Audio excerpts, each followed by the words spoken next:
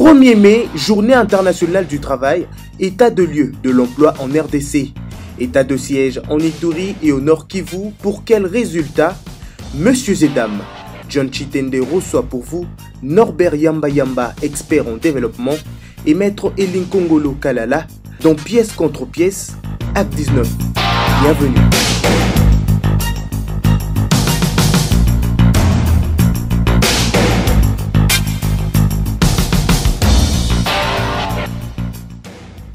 Messieurs et dames, tout le plaisir est pour nous de vous retrouver dans cette nouvelle édition de Pièces contre pièces. Encore une fois, bienvenue à tous et à toute votre fidélité nous honore. À ma gauche, pour la toute première fois, très heureux de recevoir Maître Elinkongolo Kalala. Bienvenue. Merci beaucoup, vous vous sentez bien? Très à l'aise, comme vous le constatez. Sentez-vous à l'aise, hein? Très à l'aise. En face de vous, honoré de la présence, il n'est plus vraiment à présenter. Il s'appelle Monsieur Norbert Yamba Yamba Choukou. Bienvenue pour la deuxième fois dans Pièce contre pièce. Merci pour l'invitation. Merci d'être à côté, en face de mon frère Maître Elinkongolo.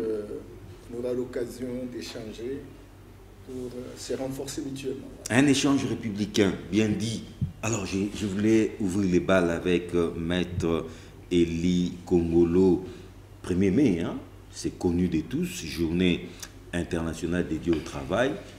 Mais si vous étiez demandé de faire une sorte d'évaluation, une sorte de bilan, une sorte d'autopsie de l'univers du travail, du monde de l'emploi en République démocratique du Congo, comment allez-vous le faire? Cher Johnny, encore une fois de plus, merci.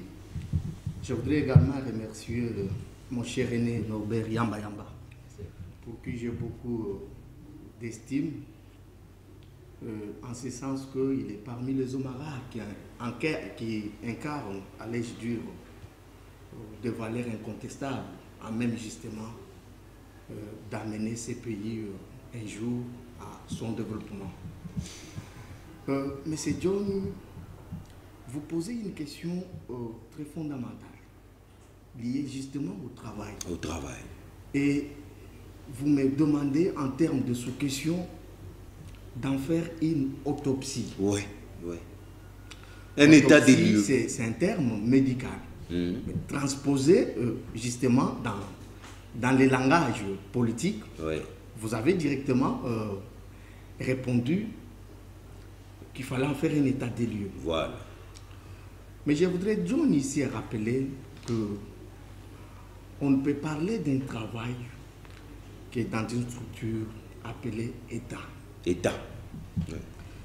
Oui. Comme je le disais dans mes propos introductifs, j'ai toujours admiré les analyses de mon cher aîné Norbert Yamba Yamba. C'est pour autant dire que je ne suis pas contre les africanistes, mais j'ai toujours estimé que l'État n'a pas été inventé par les Africains. Puisqu'à la base de l'État figure justement la Constitution, qui est la charte constitutive de l'État. À la base de l'État précède la nation.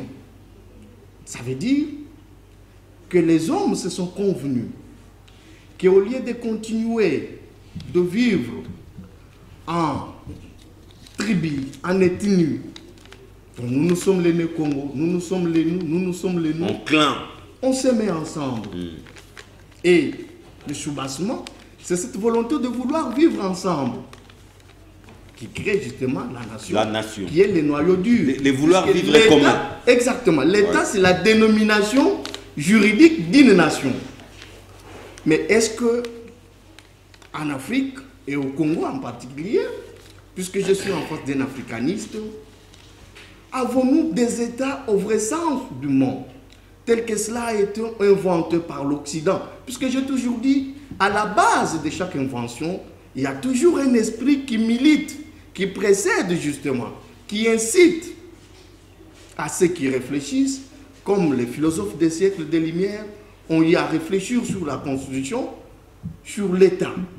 Mais est-ce que cette nation existe encore? Point d'interrogation.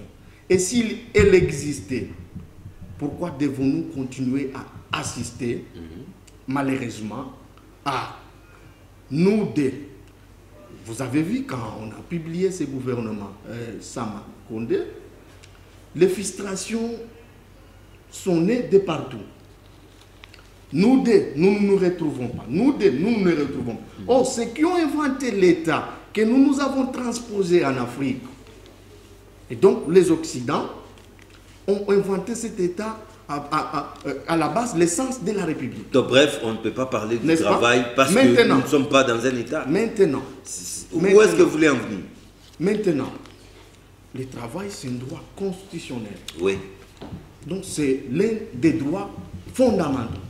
Quand vous lisez la Constitution de la République, à son titre deuxième, il y a un bon nombre de droits que les constituants reprend.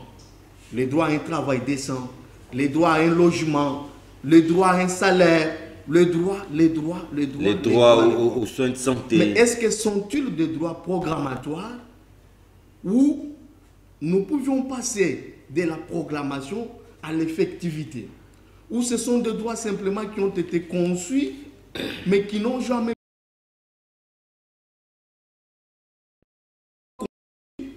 aux droits vécus?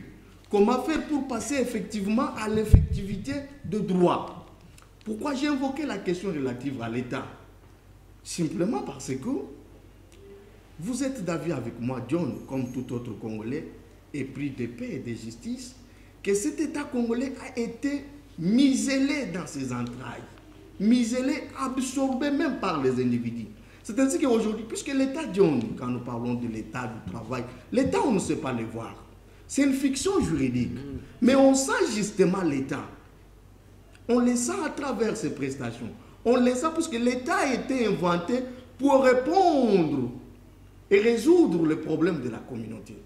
Et les problèmes de la communauté ont été conçus, condensés et mis dans un document qu'on appelle Constitution. C'est-à-dire, est répertorié dans la Constitution. Et la même Constitution vous indique: nous nous sommes acceptés mutuellement de vivre ensemble, voilà nos problèmes, mais comment nous allons les résoudre? Voilà nos valeurs. Mais est-ce que d'abord nos textes constitutionnels reflètent nos vrais problèmes? Voilà où je rejoins les africanistes. Mais puisque déjà au départ, ce texte constitutionnel, qui est l'acte fondateur de l'État, ne reflète pas en l'air c'est nos propres problèmes, nos propres valeurs, nous avons des problèmes justement dans la pratique de faire face, de donner du travail. Notamment les problèmes du travail. Exactement.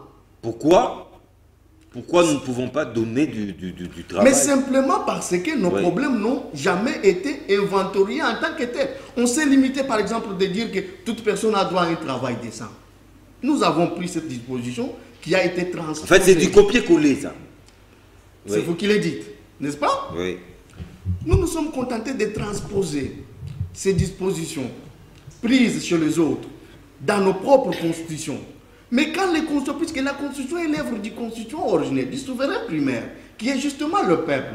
Mais quand le peuple vous dit que chaque personne a droit à un travail décent, et que nous sommes dans un état où vous ne pouviez pas comptabiliser autant de chômeurs.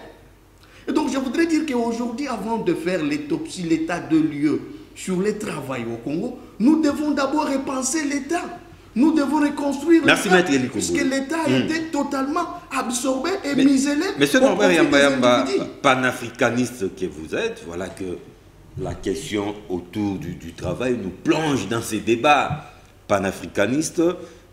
Pensez-vous qu'on ne peut pas évoquer ou nous ne sommes pas en mesure de résoudre ces problèmes du travail en République démocratique du Congo parce qu'on a en fait du copier-coller. Nous n'avons pas su identifier nos vrais problèmes. Merci beaucoup. Je suis un peu joyeux de voir quand même que cette nouvelle génération est en train véritablement de se poser des questions questionnantes. Des questions qui appellent d'autres questions parce que la plupart de ces questions n'ont pas de réponse.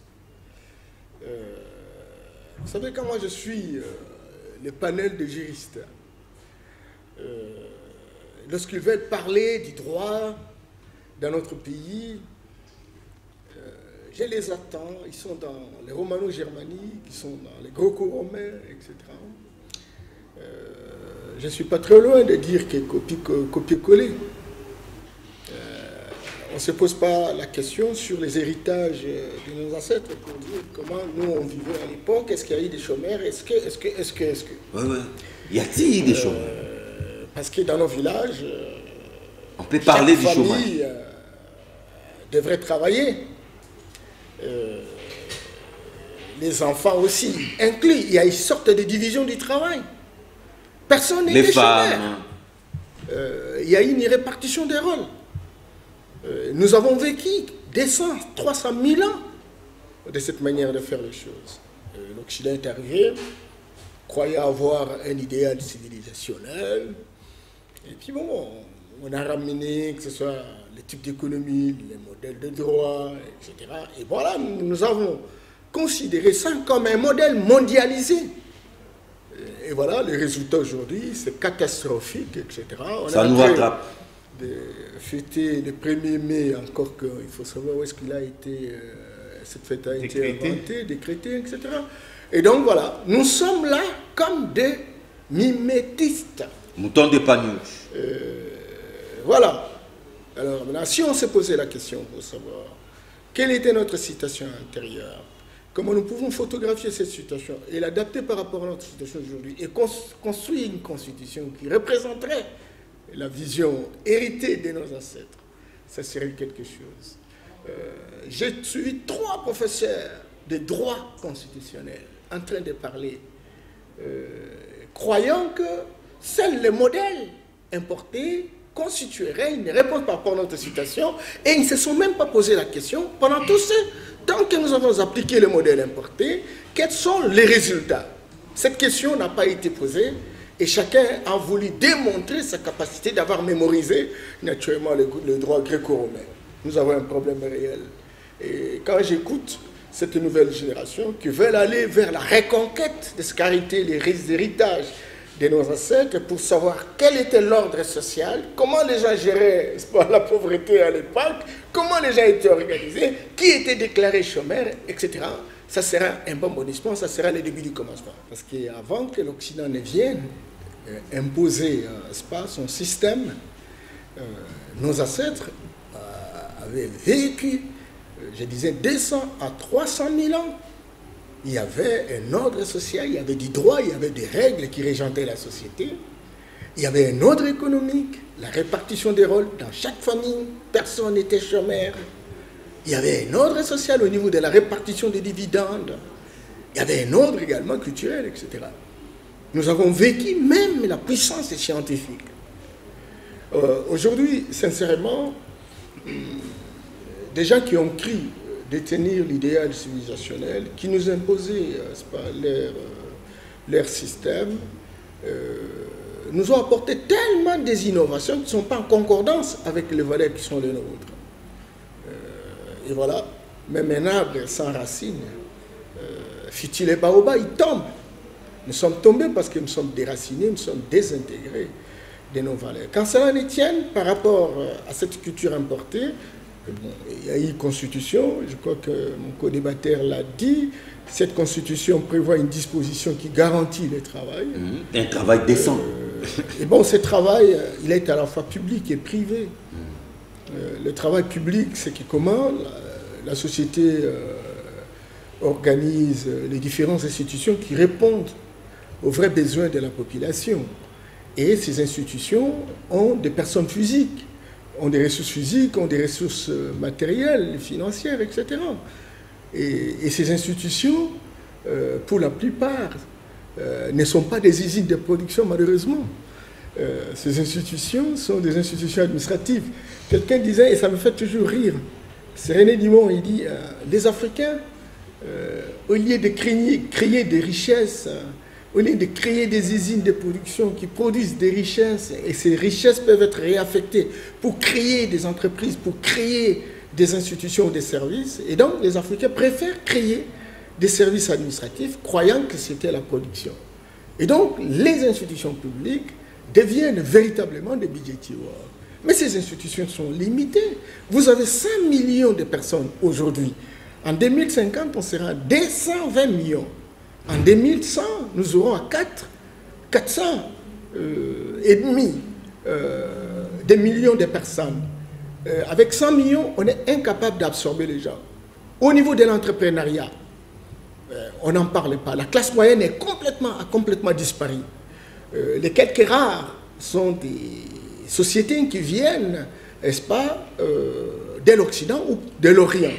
Parce qu'on regarde aujourd'hui, il n'y a pas que les Européens, il y a aussi les Asiatiques, etc., qui créent des sociétés, qui visiblement auraient pu absorber le chômage, mais qui visiblement engloutissent les gens dans la pauvreté la plus abjecte. Avilissent même les Congolais. Bien entendu. Et donc, la question du travail, qui a pu résoudre les problèmes en termes de la production de richesses pour permettre les allocations rationnelles et permettre aux gens de mieux vivre, le travail n'est plus celui que l'on souhaite, ce que nous faisions à l'époque. Parce qu'à l'époque de nos ancêtres, il n'y avait pas de famine dans la famille. Parce que tout le monde, même les enfants, avaient leur rôle à jouer. On ramenait le butin à la maison et on savait véritablement manger. Oui, et aujourd'hui, c'est très grave. Vous êtes salarié, vous allez au boulot du matin au soir, etc. Et vous ramenez 50 ou 100 000 francs. Non seulement vous êtes incapable de payer la maison, vous ne pouvez pas nourrir les enfants deviennent des personnes libres, on ne peut pas les éduquer parce qu'ils reçoivent l'éducation de la rue, etc. Donc, la question du travail, c'est une question très importante aujourd'hui. Et moi, j'ai toujours pensé que tant qu'on n'aura pas compris comment le travail peut devenir véritablement le socle de l'amélioration des conditions de vie des citoyens, on n'ira nulle part. Et pour que le travail devienne la source de prospérité, eh bien, il faut savoir identifier nos différentes ressources naturelles, ce que Dieu nous a donné comme potentialité.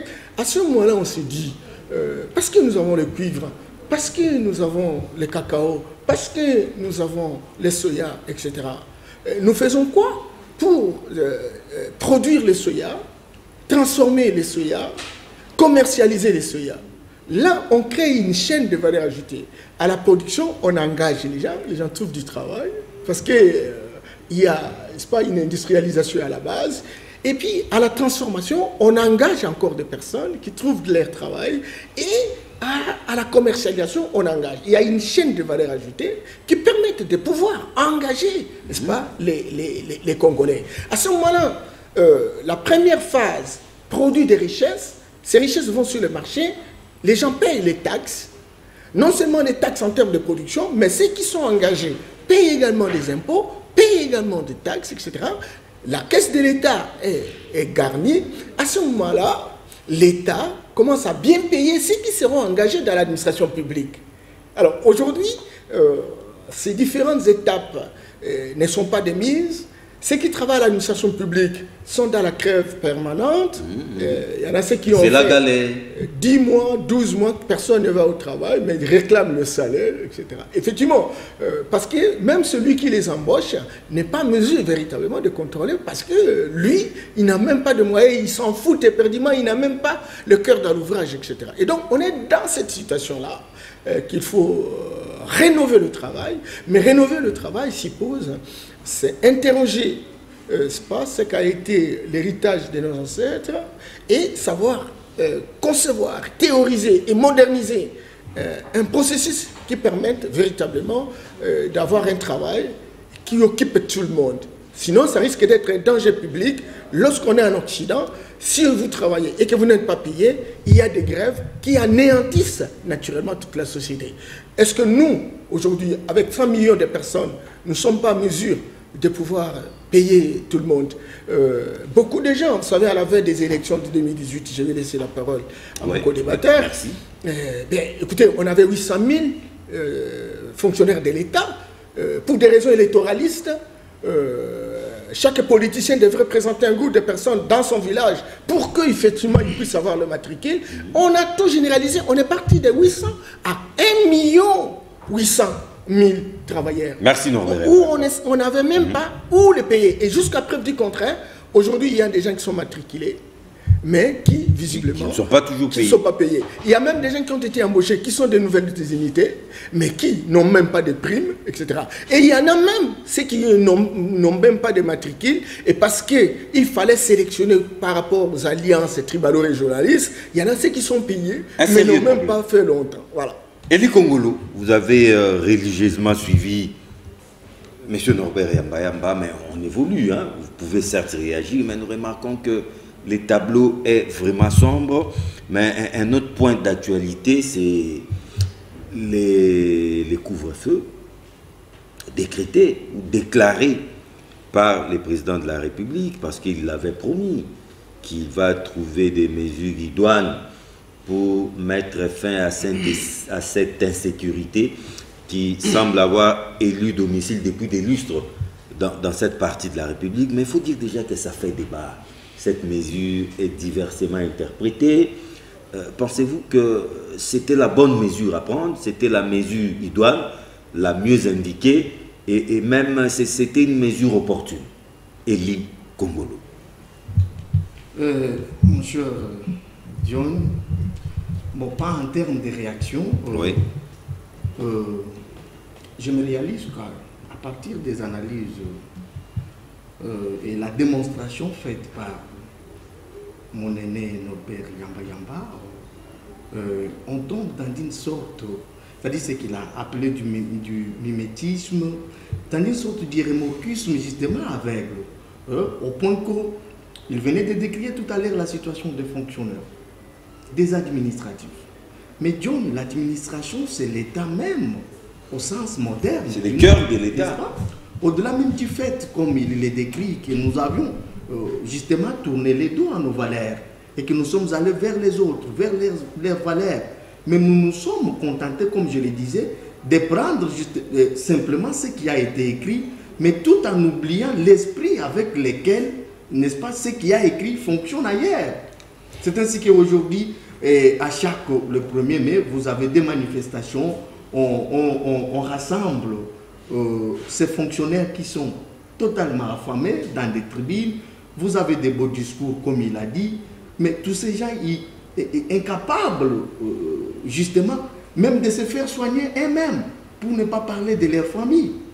Incapable, justement, vous avez quelqu'un qui vous travaille, mais incapable d'avoir un pain, incapable de couvrir le 2 bouts du mois. Est-ce que le travail peut avoir encore un sens? Il doit cumuler d'autres travaux, d'autres travaux par-ci, par-là. Au départ, j'ai estimé que puisque nous avons tourné les dos à ce qu'on pouvait avoir comme valeur, que nous sommes allés vers l'Occident, mais faisons des choses, puisque les choses que nous avons imitées ont été inventées sur base des réflexions profondes, sur base des idées, sur base des inspirations. Mais prenons aussi ces idées, prenons ces inspirations, amenez-les, transposez-les et fusionnons avec les textes. Comment justement partir de la théorie vers la pratique ou de la théorie vers l'empirisme constitutionnel, s'il faut me ramener dans le domaine du droit constitutionnel. Et c'est ça même la problématique de ma thèse en passant, Dion.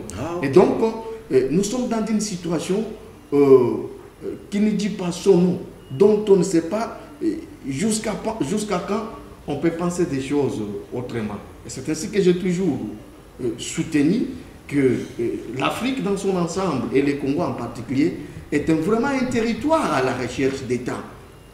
Puisque l'État au vrai sens du mot, tel qu'il a été inventé par ce père, par ses inspirateurs, est loin d'être une réalité en Afrique.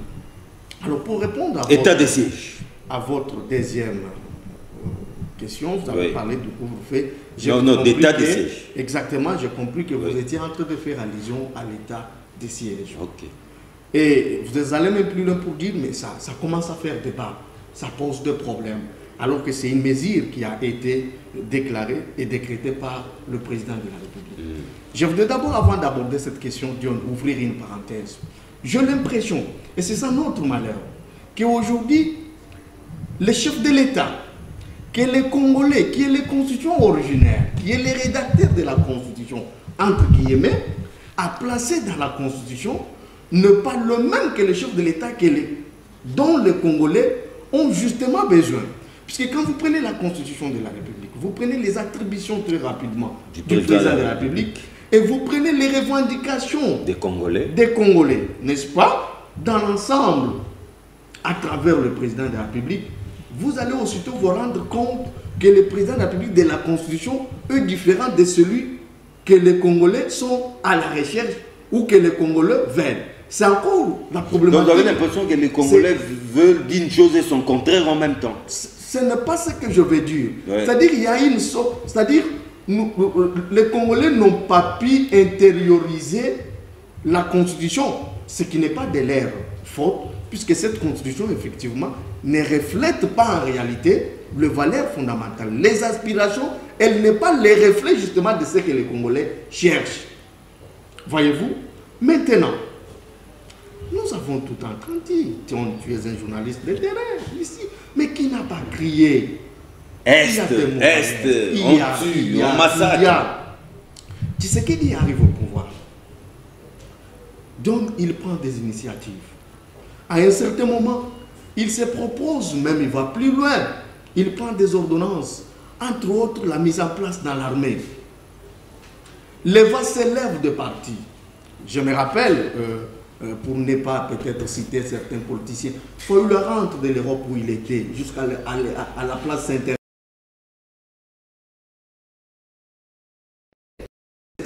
Dire à ses adeptes qu'il aurait appris justement à interpréter la Constitution. Puisque pour interpréter la Constitution, il faut avoir été justement aussi initié. Non, il y a une violation de la Constitution.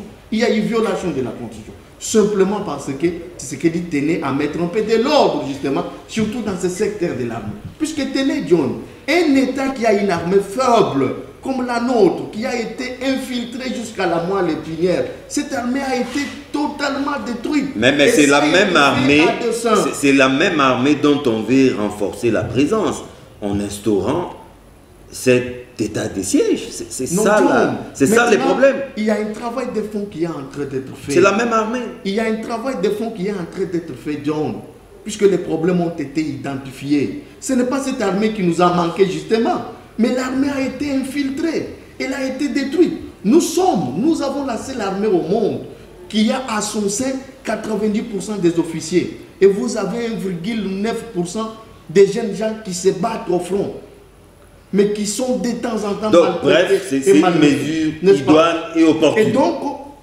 c'est constitutionnel. Oui, constitutionnel, oui. Et la Constitution, mais est-elle opportune? Comme je l'ai toujours dit, oui, que c'est un ensemble dans un tout. Il suffit de lire les articles 119, 83, 85, 69 et bien d'autres articles de la Constitution.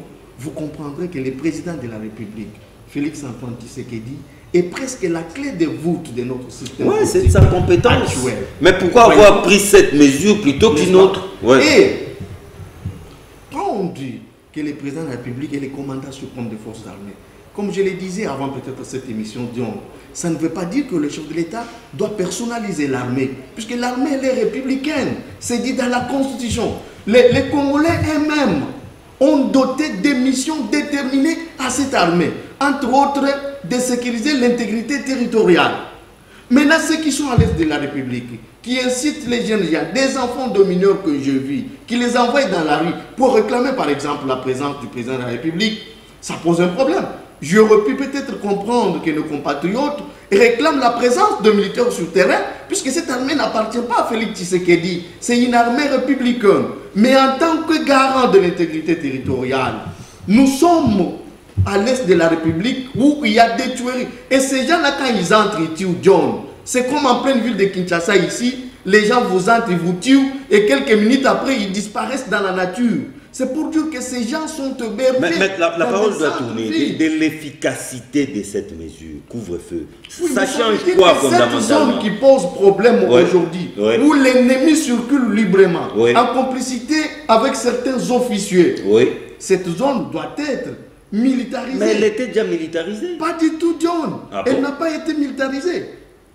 Et à partir de cette mesure de l'état de siège, l'administration sera militarisée. On va justement changer la chaîne des commandements, puisqu'il ne faut pas que cet état de siège soit décrété et qu'on continue à laisser les mêmes militaires qui sont sur le terrain alors que les constituants demandent à ces militaires d'obéir au commandant suprême qui est l'autorité. Mais l'ordonnance présidentielle devra accompagner cet état de siège traîne encore. On ne sait oui, pas mais pourquoi. pourra justement déterminer en détail quelles sont les libertés publiques qui vont devoir subir de certaines restrictions et dans la pratique, comment ça va devoir se passer état exactement. État de siège. Pensez-vous que c'était la mesure appropriée, la mesure efficace, la mesure, je dirais, la réplique à la hauteur des enjeux à l'Est? Merci, mais je voudrais quand même saluer Maître Elie, là, qui m'a fait larguer une petite information assez intéressante sur sa thèse. Oui. Sur sa thèse. Et moi, j'ai dit, ok, ça y est. Mais Maître Elie, on doit faire beaucoup d'attention parce que beaucoup de vos aînés ont produit des thèses à l'occidental. Des thèses qui sont des formalités d'usage. Des thèses, même après 1000 ans, ça ne va pas nous aider à quoi que ce soit. Et j'ai beaucoup aimé la pertinence de votre réflexion en disant, mais, dans notre constitution, quelle est la part de nos valeurs intrinsèques? Je pense que si on commence déjà à se poser cette question, on aura fait un bon bonissement. C'est la première chose. Deuxième chose, je voudrais également revenir sur la notion de l'État. C'est une notion qui relève véritablement de la littérature occidentale. Leur idéal civilisationnel, leur modèle de société, leur paradigme. Mais avant qu'ils ne viennent, que nous puissions importer la République, qui est une donne importée, nous avons fonctionné également, Maître Elie. Nous avions des empires. Bien organisés. Nous avions des empires, nous avons des royaumes. Et l'Afrique à son temps, avant qu'elle ne soit saucissonnée par des personnes qui n'ont jamais été en Afrique, était une confédération des royautés. Dans cette confédération des royautés, il y a eu des compartimentalisés avec des empires et compagnie, etc. Et maître, tant qu'on n'aura pas fait des recherches dans l'essence de savoir comment nous avons survécu pendant des millénaires, avec un modèle d'organisation politique qu'on peut ne pas appeler État, mais qui a existé, comment nous, scientifiques, nous pouvons nous inspirer véritablement de cette organisation pour la théoriser et la moderniser pour qu'elle soit au diapason des besoins que nous avons pour l'instant, de manière que nous puissions compétir sur le plan international. Si nous ne faisons pas cet exercice et que nous répétons et nous récitons à longueur de journée toutes les théories qui ont été déjà inventées, en grimpant sur les idées des autres, on n'aura pas servi véritablement notre société. Quand cela ne tienne, je vois que vous commencez déjà à vous poser ces questions. Et même les juristes, c'est déjà un pas. Et le premier pas a toujours été le plus long. Alors pour revenir à l'état des sièges, ça fait débat. Ça fait un débat. Diversement interprété. Diversement interprété parce qu'il y a un problème. Vous savez, les latinistes disent « ignoti ni lacipido ». Celui qui ignore une chose ne peut pas la désirer. Maître vous l'a démontré.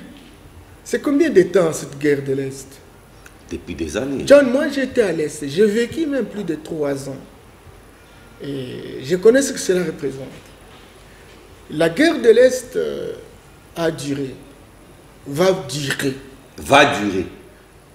Si on est dans la guerre, la Constitution, la fameuse Constitution importée, donne un certain nombre de prérogatives au président de la République. Mais n'oubliez pas que cette situation de l'Est est une convergence d'intérêts. Vous avez les vautours internationaux qui cherchent les minéraux, surtout qu'aujourd'hui, on a besoin de lutter contre les changements climatiques, il faut des minéraux de prédilection stratégique. Et on trouve 80% des réserves de minéraux, de coltan, colombo-tantalite à l'Est. L'or, manganèse, cassitérite, c'est ce qui fait les affaires, c'est ce qui fait la récurrence. Les multinationales sont en recherche, pratiquement, d'augmenter leurs revenus. Mais ils trouvent des amis, ils trouvent des courtiers, ils trouvent des intendants, ils trouvent des sous-traitants dans la sous-région. Oui. Des sous-traitants dans la sous-région. Et ce sont nos voisins. On peut tout changer, on ne sait pas changer la géographie. Et nous sommes obligés, naturellement, de faire avec.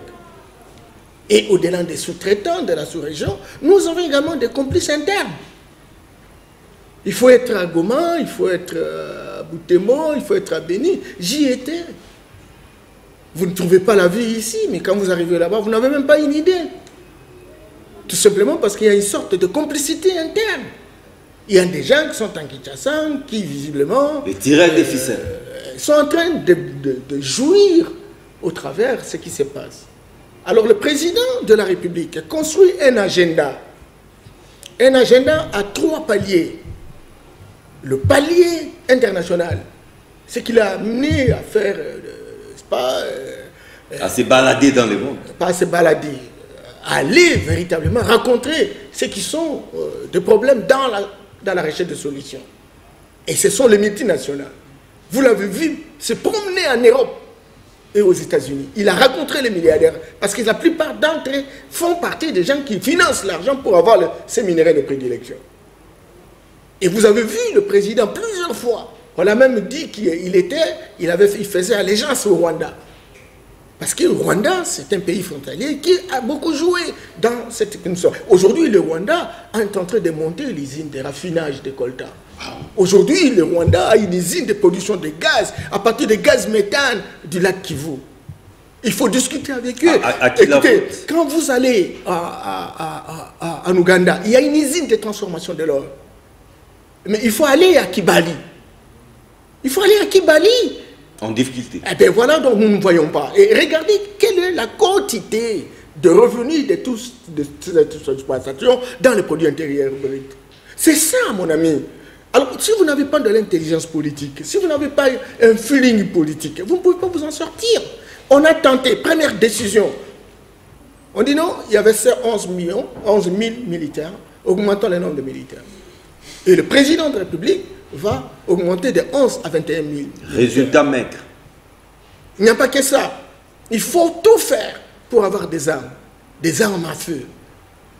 Parce qu'on sortait naturellement de l'embargo, etc. Il n'y a pas que ça. On dit non, non, non, mais il faut changer les états-majors. Ouais, ouais. Et c'est ce qu'il a fait. La chaîne des commandements. Mais on a touché, n'est-ce pas, ces bandes armées, n'est-ce pas, au cœur de leur action.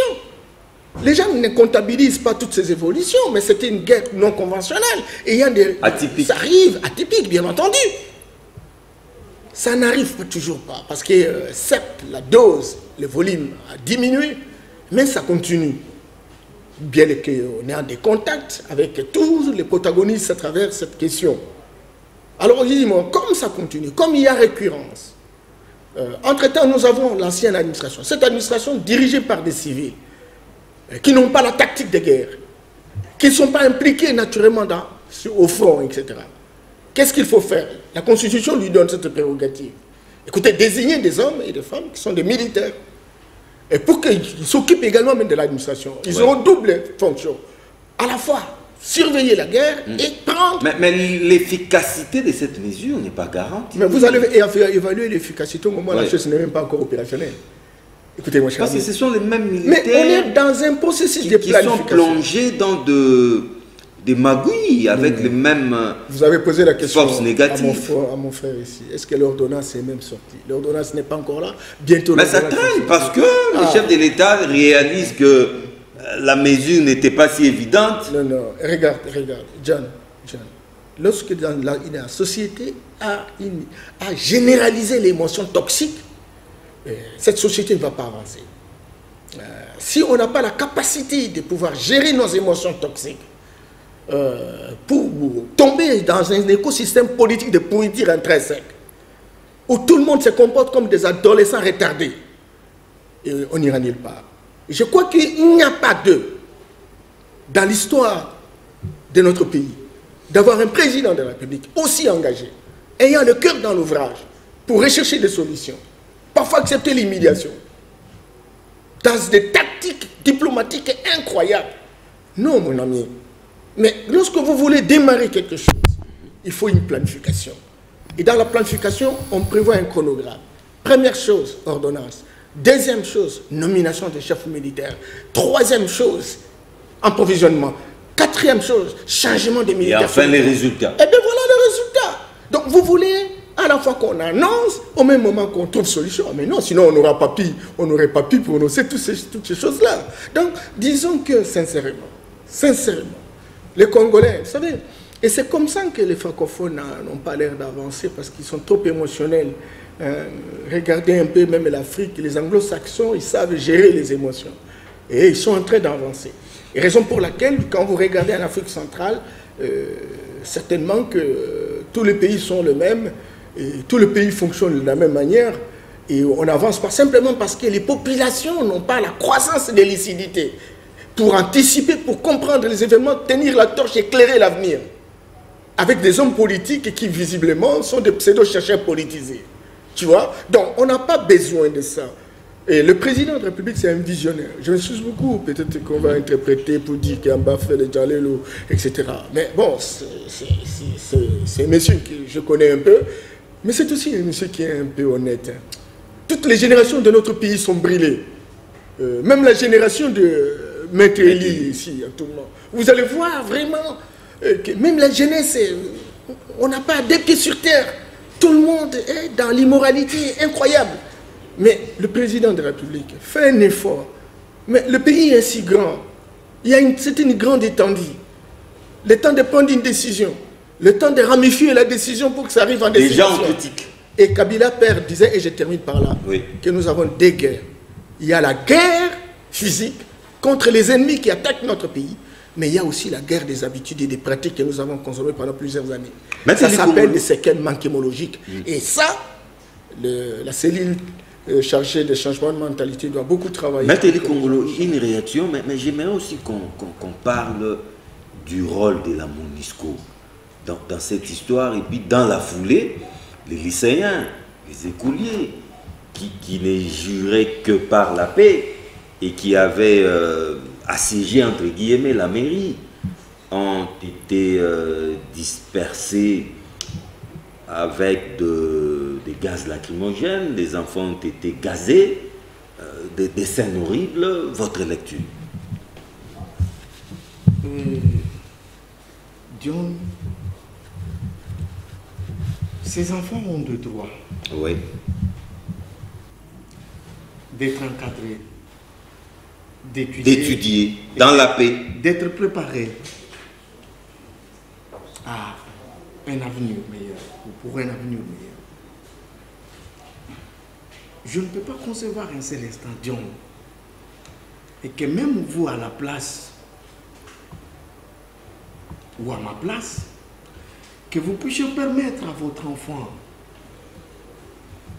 âgé de moins de 10 ans, de 5 ans, 6 ans, d'aller dans la rue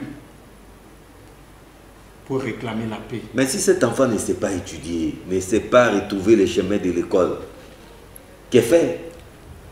John, je vous ai dit que ces enfants ont de droits.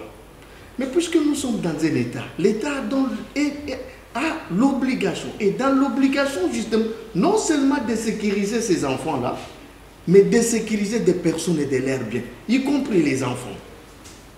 Mais fallait-il les disperser par coup de gaz lacrymogène? C'est ça le problème. John, pendant 18 ans, ces enfants étaient où pour aller dans la rue? Mon aîné Yamba Yamba vient de vous faire une démonstration. Mais il y a toujours un début à tout. Qui démontre qu'effectivement, mais pourquoi ça doit venir seulement au moment où il y a quand même un début d'une volonté manifeste de faire changer les choses et de faire avancer des choses. Je vais vous donner un exemple très banal, John. Aujourd'hui, oui, puisque peut-être tout est tourné vers le président de la République, comme je le disais, c'est encore peut-être une raison de plus de regarder en arrière pour voir comment on considérait peut-être les chefs dans l'Afrique traditionnelle. Puisque les Congolais veulent être en face d'un chef puissant, à même de tout résoudre. Mais nous sommes allés vers les autres qui ont limité justement le pouvoir, qui ont encadré le pouvoir, qui l'ont limité, qui ont limité les attributions des uns des autres. Alors que les Congolais, dans l'air mental, dans ce qu'ils font, ces enfants auraient dû, je vous ai dit ici dans mes propos introductifs, que ces enfants et ceux qui les ont envoyés dans la rue auraient dû demander la présence de militaires de l'armée, puisque l'armée républicaine... Non, il demandait entre autres la présence du chef de l'État dans cette partie de la République. C'est une dérive. C'était une promesse du chef lui-même. C'est une dérive. Mais le chef de l'État, le président de la République actuelle, a été à plus d'une fois à l'est de la République. Ces enfants n'ont pas été dans la rue pour réclamer sa présence à l'est de la République.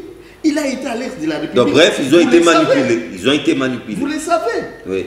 Et vous pensez que ces enfants, de leur propre initiative, pouvaient se permettre justement d'aller envahir la mairie? Donc vous les prenez pour des idiots? Ce n'est pas pour autant dire... Ils sont idiots? Ce n'est pas pour autant dire, John, que nous avions applaudi ces gaz lacrymogènes sur des enfants. Ça, non. Mais il ne faut pas... Vous avez parlé des tireurs de ficelles ici. Et mon vieux Norbert Yamba Yamba vous a démontré que les tireurs de ficelles sont non seulement à l'extérieur, mais à l'intérieur. Je vous ai dit ici, John, qui a béni les ADF entrent. Encore faudrait-il que ça soit réellement des ADF. Ils vous entrent en plein centre-ville, ils les tuent, ils massacrent. Ils les ramènent même avec eux, on vous dit, ils ont ramené autant de vaches en plein centre-ville. Et à la minute même, ils disparaissent dans la nature. Vous voudrez dire qu'il n'y a pas un sérieux problème à l'interne. Mais quand le président Félix Tshisekedi arrive, il prend tous ses contacts nécessaires là, John. Il prend la mesure de la situation. Il décrète cet état de siège. Que tout le monde attend réclamer. Parce que le média... Non, les gens ont réclamé la paix, pas l'état de siège. Oui, mais la paix a un prix, John. La paix a un prix. Et ceux qui contestent, vous savez les arguments qu'ils avancent pendant cet état de siège, certaines libertés comme la liberté de manifestation, mais il y a un problème. Vous voudrez continuer à marcher, alors vous marchez pour qu'il y ait des solutions, ou vous marchez pour marcher, ou vous marchez puisque vous avez des intérêts obscurs à atteindre. Alors, la MONUSCO, justement pour interpeller. La MONUSCO des fois aussi est trop indexée, on l'accuse d'inaction, d'aphonie. Estimez-vous qu'on doit la garder en République démocratique du Congo? Pas ses enfants réclamer aussi, entre autres, le départ de la MONUSCO. John, la MONUSCO, elle ne peut pas se substituer à l'armée congolaise. Sinon, nous ne sommes pas un État. Puisqu'un État ne peut pas fonctionner en tâtonnant, John. C'est comme un être humain. Soit vous vivez, ou soit vous ne vivez. Vous ne pouvez pas faire semblant de vivre. La MONUSCO vient en appui. Et il y a des accords qui ont été conclus justement avec cette mission onusienne. Mais je suis des Congolais qui ont justement estimé à un certain moment que la MONUSCO a montré ses limites. Au-delà des limites. Ouais. Et que la MONUSCO était pour quelque chose. Puisqu'à un certain moment, il y a même des rapports, John, qui attestent noir sur blanc que certains véhicules de la MONUSCO ont été surpris. Mon aîné vous a parlé de minéraux stratégiques ici, avec 2 minéraux. Mais qu'aujourd'hui, le président de la République, comme toutes les institutions de la République, puisqu'aujourd'hui vous avez quand même un parlement où les députés peuvent réfléchir. Vous avez quand même un gouvernement où un ministre peut réfléchir sans regarder derrière. Où les députés peuvent réfléchir, peuvent contrôler l'action gouvernementale. Si nous étions dans un pays des hommes qui se respectent, John, on s'en prendrait au Parlement, plutôt peut-être qu'à l'exécutif. Puisque ce Parlement a la noble mission constitutionnelle de contrôler l'action gouvernementale. Merci, en tant que représentant de notre Je reviens à peuple. vous pour la conclusion. Il est temps d'avoir M. Norbert Yamba Yamba. Cette histoire d'enfants gazés à Béni, ça vous a scandalisé aussi? Non, il faudrait pas quand même que nous puissions vilipender les uns les autres, etc. Oui. Je crois que Maître qui est là a donné un certain nombre de droits, des obligations des citoyens qui sont reconnus dans la Constitution. Et la liberté de manifester, la liberté d'expression, ce sont des libertés qui sont reconnues à tout Congolais qui se réclame copropriétaire de la République. Lorsque l'action politique, l'action publique est présumée défaillante, les citoyens peuvent poser des questions à l'autorité, peuvent manifester, peuvent rédiger des rapports, peuvent faire des sit-ins, faire des conférences de presse, etc. Ça va et ça rentre dans les différentes stratégies modernes de la gestion républicaine. Maintenant, posons-nous la question sur l'opportunité et le moment. Est-ce qu'aujourd'hui, dès lors qu'on voit l'engagement, la détermination des autorités actuelles, notamment du président de la République, pour amener la paix, faut-il véritablement envoyer des enfants assiéger actuellement la mairie? Oui. Là aussi, il y a un problème. Parce qu'ils disent que non, nous ne pouvons quitter ici que lorsque... Nous verrons les présidents de la République. Nous verrons les présidents de la République et que la paix revienne, s'il te plaît. Mais le président de la République peut bien partir aujourd'hui. Il en a fait plusieurs fois. Et pour faire quoi? Non, mais il l'a promis. Excusez. Oui. Il a promis. Ça veut dire qu'il doit aller prendre les armes et se battre, ou il doit prendre des dispositions. Quand vous voyez, il a des contacts avec les Kenyans. Quand il a des contacts avec la France, il est en train de requinquer l'armée. Il est en train de remodeler les états-majors. Il est en train d'acheter véritablement le matériel sophistiqué. Vous voyez même des avions de l'air. Donc il doit aller simplement là-bas pour dire, écoutez, chantons, dansons, ou alors il faut des mesures. Non, mon cher ami. Même si, et c'est ça justement, j'étais avec Marcel Liao, paix à son âme, professeur, je l'ai accompagné à Mbandaka, au début de l'IDPS à 90. Les grands constitutionnalistes. Bien entendu. Et on s'est retrouvés en Mbandaka. Il devait tenir une conférence. Et puis, les gens étaient pleins. Mais à côté, même sur les arbres, il y avait des gens de Mbandaka, etc. Je me suis dit beaucoup, c'est une histoire vraie. Moi-même, c'est moi qui étais modérateur. Et quand le professeur a commencé à enseigner que la démocratie, elle est très utile, Mobutu a détruit le pays, etc., les gens qui étaient dehors, qui étaient des Mobutistes, ont commencé à l'insulter. Liao, toi tu es rien là, Mobutu te dépasse. Vous vous rappelez du soldat Yamokolo à l'Ikibango? Et le professeur Liao dit, Norbert Yamba, faut-il se battre pour le compte des gens qui n'ont pas d'âme? Je suis ici, il n'y a pas de route, il n'y a pas de bâtiments administratifs, il n'y a rien. Les gens n'ont pas de travail, ils mangent difficilement. Nous sommes en train de vouloir construire un État. Il crie Yamukolo à l'Ekiban. Et Yamukolo qui a détruit, il y a l'Ekibiso. Et on m'injurie même physiquement. Et je pose encore la question, faut-il lutter pour les gens qui n'ont pas d'âme? Les gens qui ne comprennent rien?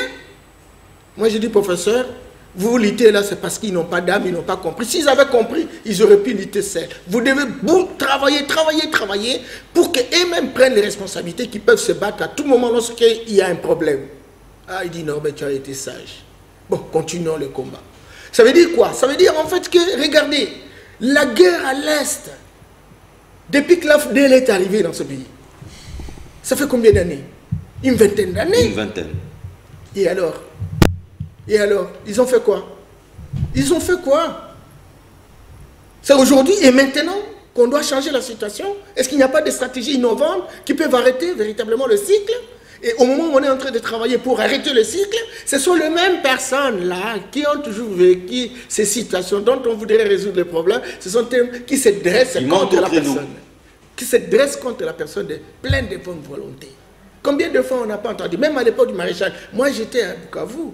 Les matériels, les armes qui ont été données aux militaires pour aller se battre, on vendait ça aux rebelles, on vendait ça aux groupes armés.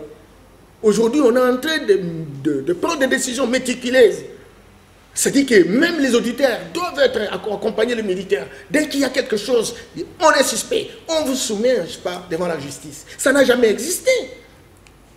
Donc, sincèrement, je suis en train de me poser la question, moi j'ai dit, et quand vous écoutez même les hommes politiques, oh là là là là là là, quelle adolescence retardée.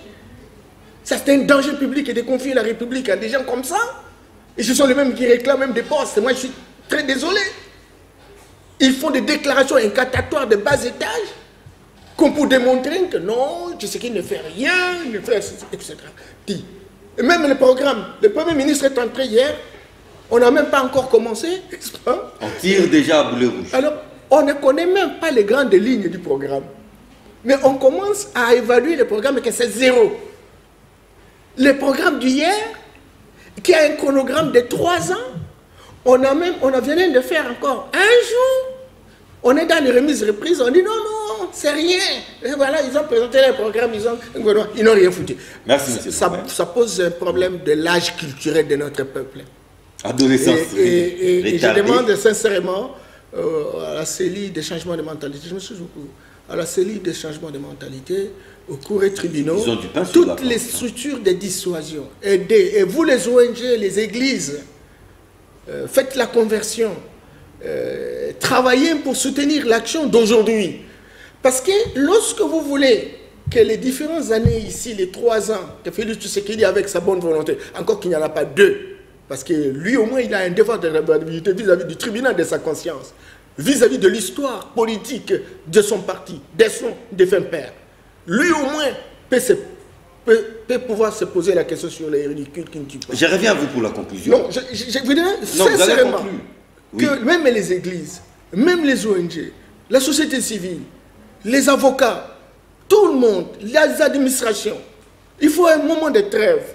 Soutenons l'action et nous allons nous en sortir. On devait aborder, sinon, cette question du registre d'appareils mobiles appelé RAM, mais nous continuons d'abord notre petite enquête dessus et on va revenir sur ça. Maître Eli Kongolo Kalala, votre conclusion en 60 secondes. Johnny, en termes de conclusion, à ce qui concerne le premier thème ayant trait au travail, je voudrais ici réitérer, John, ma volonté de voir renaître l'État congolais. Il faut refaire l'État, il faut refaire une structure à même de prendre en charge. Il faut refaire l'État congolais. Exactement. Refonder l'État congolais. À même de prendre en charge nos vrais problèmes. Il faut remettre sur les rails, John, je vous ai dit que l'État, on ne sait pas le voir. Cette personne morale qui est une fiction juridique, qui a été créée par la volonté humaine, on les sent qu'à travers ces services, qu'à travers ces structures. Il faut remettre sur les rails les différents services de contrôle de l'État, les différentes structures de contrôle de l'État. Mon aîné en a évoqué ici. L'IGF par exemple, les différentes inspections générales. Il faut refaire l'administration. Une administration construite sur base du clientélisme. Vous avez déjà au sein de cette administration, il vous a dit avant les élections de 2018, l'effectif était d'autant. Et après cette élection, on est passé, je ne sais pas moi, de 800 000 à 1 million. Vous avez des gens dans cette administration qui ne sont pas à même ni de bien écrire, ni de bien lire. Alors que l'administration fait même l'État. Et donc ça a été fait à dessein pour museler et absorber justement l'État. Et quand l'État est absorbé, quand l'État est acquise à la cause des individus, quand l'État est individualisé, patrimonialisé, John, nous ne pouvions pas parler travail, nous ne pouvions pas parler développement, nous ne pouvions pas parler émergence. Merci. En ce qui concerne, John, très rapidement, l'état des sièges, la mesure d'état de siège telle que décrétée par le président de la République, conformément aux différentes dispositions constitutionnelles dont je vous ai cité tout à l'heure, nous devons, John, être de bonne foi et reconnaître qu'il y a un sérieux problème à l'Est et que nous ne pouvions pas, les administrations ne peuvent pas fonctionner de la même façon à Kinshasa comme à l'Est de la République. Merci. Il y a lieu de prendre des mesures adéquates qui s'imposent pour un laps d'état, mais pourvu que John, à n'importe quel prix que la paix revienne. Même si ces mesures sont impopulaires. De la République. Monsieur Norbert Yamba, votre conclusion. Bon, le travail est la source de toute vie. Même dans la Bible, dite importée, c'est très clair que celui qui ne travaille pas ne mange pas. Alors, si ces écritures sont saintes, respectons.